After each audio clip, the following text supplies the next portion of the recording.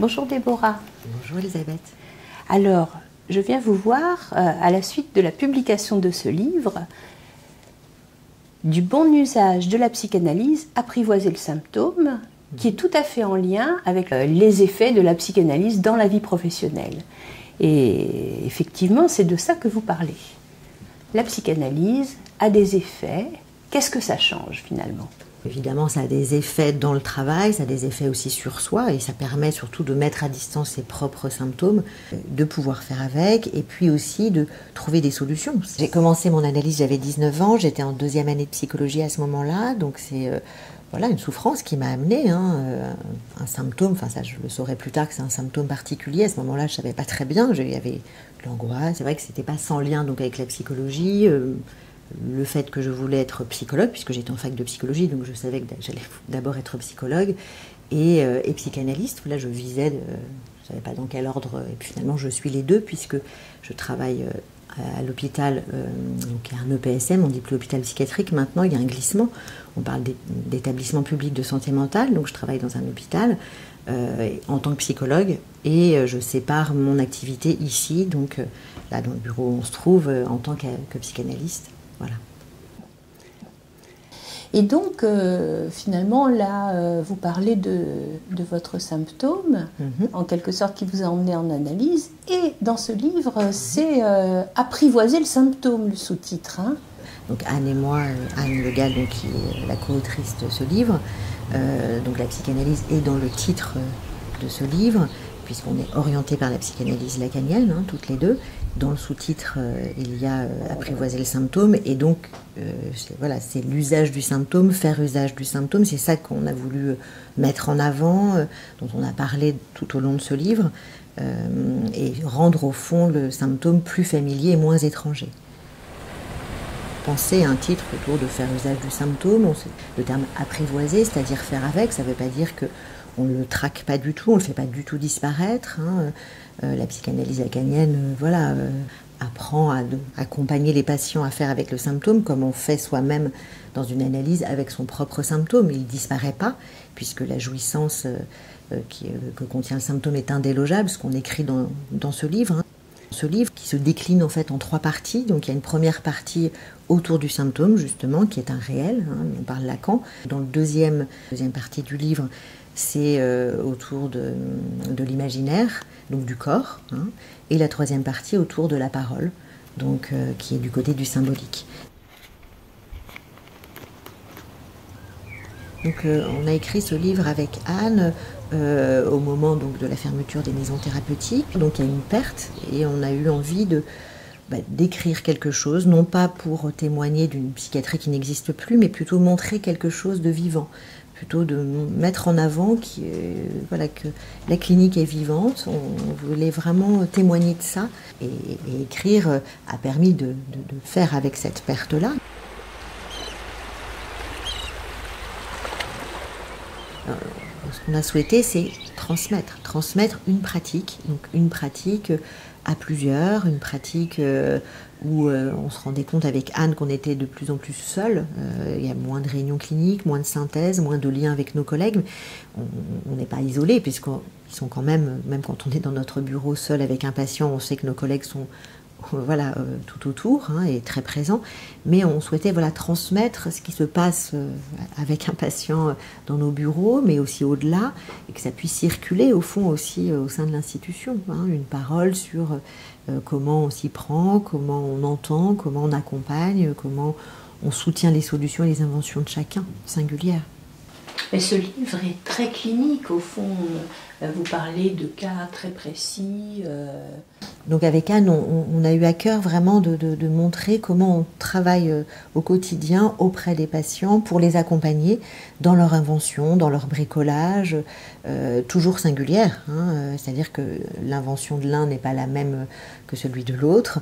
Et ça, c'est très important. Donc au-delà des structures psychoses ordinaires, psychose ou névrose, c'est vraiment plutôt, on a voulu centrer, ce qu'amène la psychanalyse lacanienne d'ailleurs, à repérer quelle était leur solution face à leurs impasses et aux difficultés qu'ils rencontrent dans leur quotidien.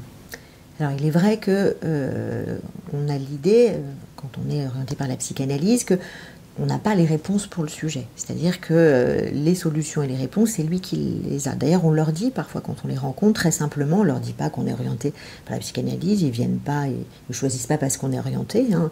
C'est pas leur question, ils viennent parce qu'ils ont une souffrance. Mais ce qu'on peut leur dire quand même, ce que je dis assez facilement, c'est voilà, je n'ai pas les réponses à vos questions, à vos impasses, mais je suis là pour vous aider à ce que vous trouviez les vôtres. C'est ça qui paraît important. C'est ça, je dirais, accompagner le sujet. Mon rapport à l'écriture a émané plutôt du premier livre que j'ai écrit, qui s'appelle Attention à peur, conversation avec la famille d'un jeune autiste, alors que j'ai écrit aussi, mais pas toute seule.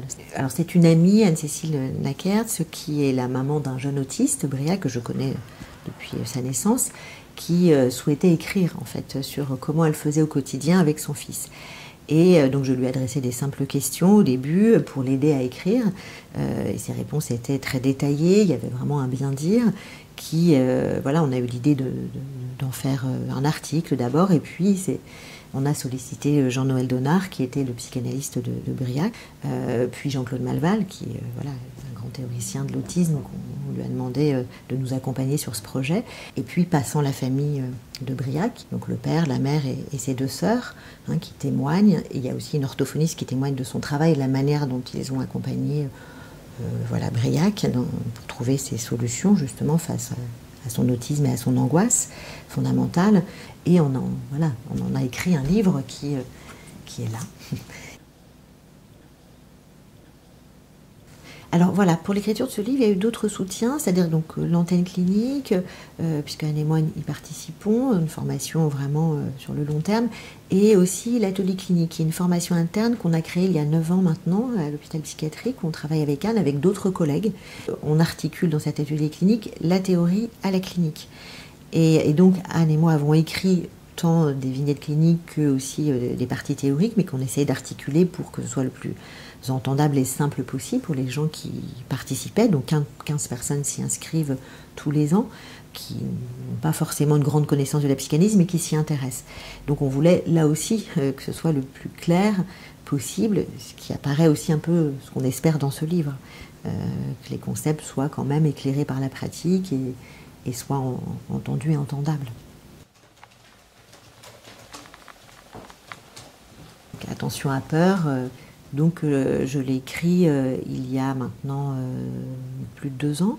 Et donc voilà, il a été publié par Jeanne Ozas, l'éditrice, qui est la même éditrice que Du bon usage de la psychanalyse, Apprivoiser le symptôme. Alors Jeanne Ozas, c'est ce qui nous a séduit aussi avec Anne, et ce qui nous a séduit pour le premier livre, c'est-à-dire qu'elle est psychanalyste elle-même.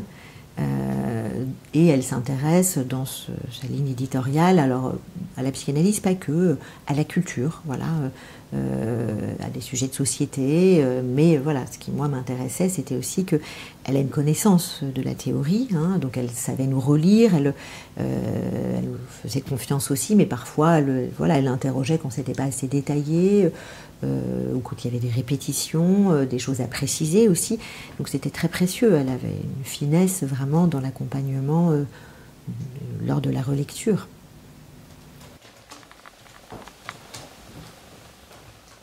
Quand j'ai sollicité Anne pour écrire ce livre, j'avais commencé déjà à rassembler différentes choses. Je l'ai rapidement sollicitée, elle m'a tout de suite dit oui. J'avais l'idée de proposer à cette même éditrice et puis de garder cette forme conversationnelle d'ailleurs qui apparaît dans ce livre, c'est-à-dire qu'elle me pose des questions auxquelles je réponds ou inversement, et puis chacune témoigne de sa clinique, hein, puisque la théorie est largement articulée à la clinique dans ce livre.